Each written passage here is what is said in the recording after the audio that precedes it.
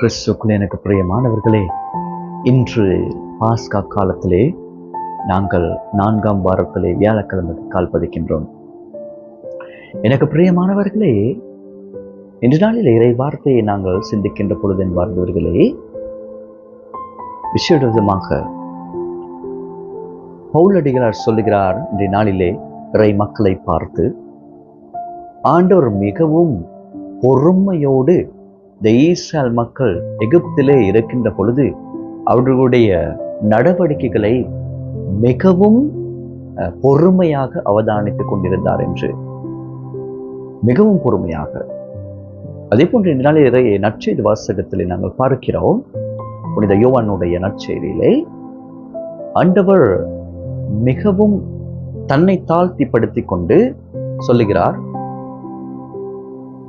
அனுப்பியவரை விட அனுப்பப்பட்டவர் உயர முடியாது அல்லது உயர்வாக இருக்க முடியாது. அதே போன்று தன்னுடைய தலைவனுக்கு தன்னோடு வேலை செய்கின்றவர் தலைவனை விட பெரியவனாக இருக்க முடியாது என்று. அப்படியானால் அந்த தாழ்ச்சி உடைய குணத்தை நாங்கள் எங்களுடைய வாழ்க்கையிலே கையாளுகின்ற பொழுது உண்மையாகவே நாங்கள் இறைவனுக்குள்ளே வாழ்கின்ற மக்களாக மாறிவிடுவோம். இறை தந்தையுடைய சித்தத்தை நிறைவேற்ற வந்த இயேசுனுடைய வாழ்க்கையிலே ஒவ்வொரு சந்தர்ப்பத்திலும் தந்தையை அறிகின்றவர் என்னை அறிகின்றார், என்னை அறிகின்றவர் என்னை அறியக்கூடியவர், என்னை தெரிந்து கொள்ளக்கூடியவர் என்னுடைய தந்தையும் தெரிந்து கொள்வார் என்று ஒவ்வொரு சந்தர்ப்பத்திலும் தன்னுடைய தந்தையை மகிமைப்படுத்தினார். என்று நீங்களும் நானும் இந்த தாழ்ச்சி குணம் இல்லாத காரணத்தினாலே, பொறுமை இல்லாத காரணத்தினாலே, இறைவனுக்கு அவ்வாறு பொறுமை இருக்கின்றது என்றால் ஏன் உங்களுக்கும் எனக்கும் அவ்வாறான ஒரு பொறுமை தாழ்ச்சி குணம் இல்லாமல் இருக்கின்றது? குடும்பங்களில் நீங்கள் சிந்தித்து பாருங்கள், கணவன் மனைவி என்ற ரீதியிலே ஒருவருக்கொருவர் பொறுமையாக இருக்கின்றீர்களா? தாழ்ச்சியுடையவர்களாக இருக்கின்றீர்களா?